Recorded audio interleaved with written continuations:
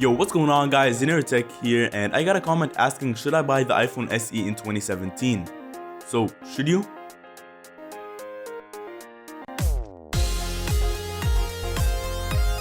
First of all, some of the key features of the iPhone SE are a 12 megapixel 4K camera, an Apple A9 processor, 2GB of RAM, and a 1700 mAh battery.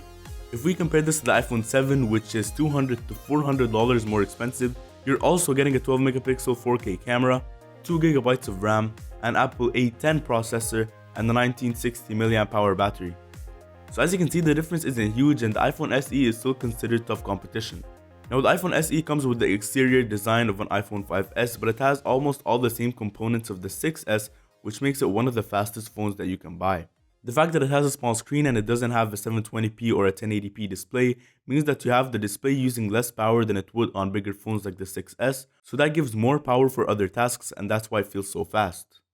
Since we're talking about speed, using the iPhone SE is a breeze. Even when you're on low battery or have tons of apps open at the same time, you would rarely get any spikes of lag.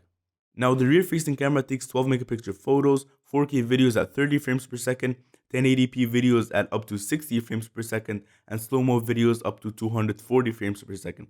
However, it doesn't have optical image stabilization like the 6S, 7, and 7 Plus.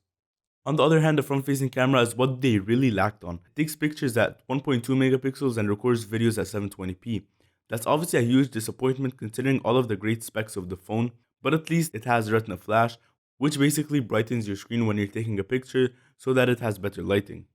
In terms of Touch ID, it still has the old first generation Touch ID, which is a bit slower than the new one, but the difference isn't huge. The SE has an impressive battery life, and I would usually spend an entire day with one charge, but sometimes I'd have to charge it once or twice. Last but not least, the size. So it's obviously a small phone, which is a plus for many people who prefer smaller phones or have small hands, and the fact that this is a 4-inch display means that you can easily reach all four corners without any trouble. So to answer the question, should you buy the iPhone SE in 2017?